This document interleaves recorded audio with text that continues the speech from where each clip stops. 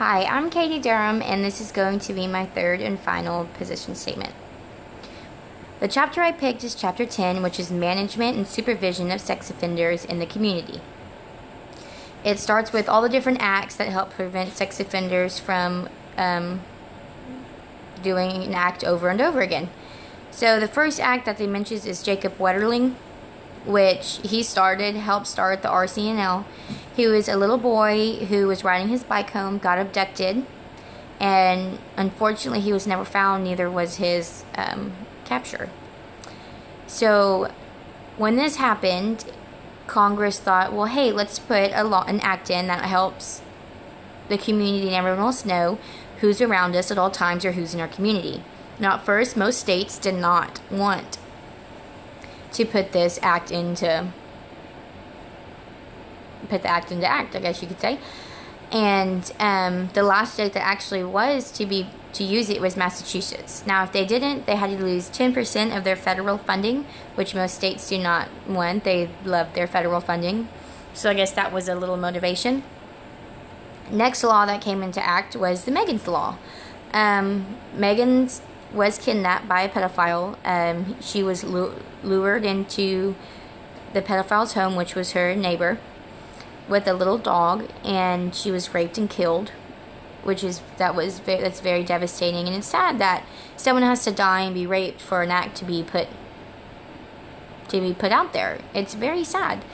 And this act made sure that all states were compliant. There was no, any other option really that Congress gave them besides, you will put this Megan's Law into act. Next is the Pam Lyncher Act, which put into effect the National Sex Offender Registry, which the FBI deals with. It lets them know their addresses, other information about them, and it does background checks.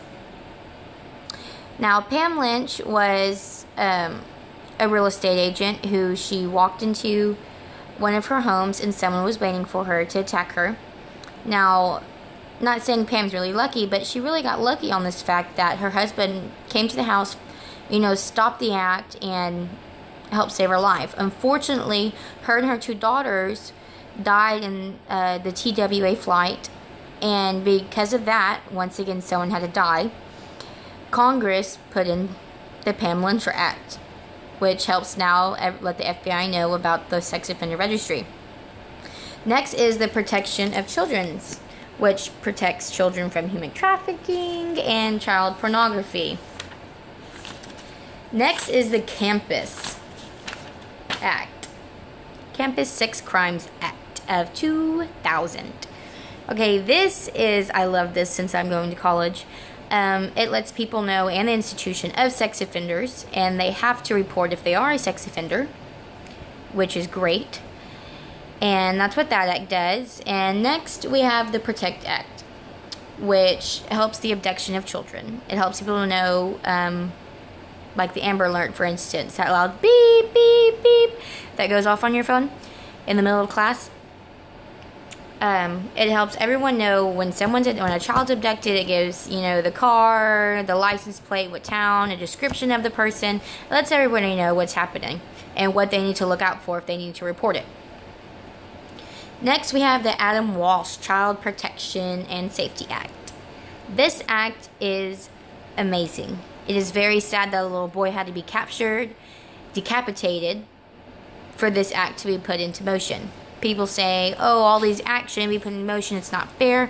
Well, it's very unfair that this little boy had to die and be decapitated for this act to happen. If this act was out there before, maybe this little boy wouldn't have died.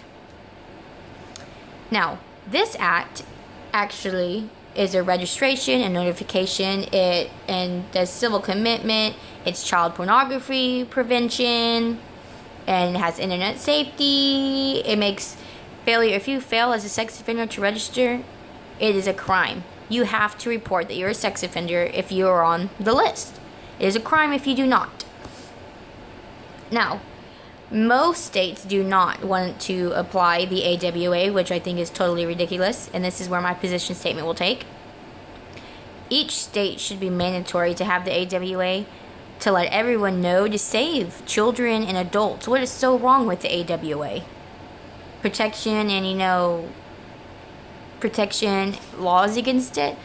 I'm sorry, someone who is a tier 3, 2, or 1 need to be put on the list, need to let everybody know, needs to have GPS monitoring, needs to have all them types of things. I don't think because someone else has certain, you know, feelings about doing things to people, I shouldn't have to suffer for that because of someone else, because they don't want to get help. So if they don't want to help themselves, I'm glad my government at least wants to help me on that issue. The last thing is GPS monitoring, which is a global positioning system, which you get the GPS. And they have electronic bracelets that you put, you know, around your ankle if you're a sex offender.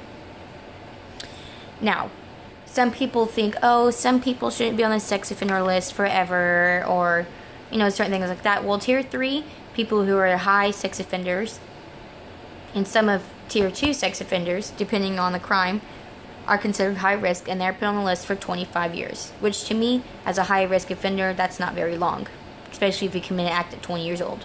At 45, 50, you're still going to commit the act. I think that should be raised. I have a position on that.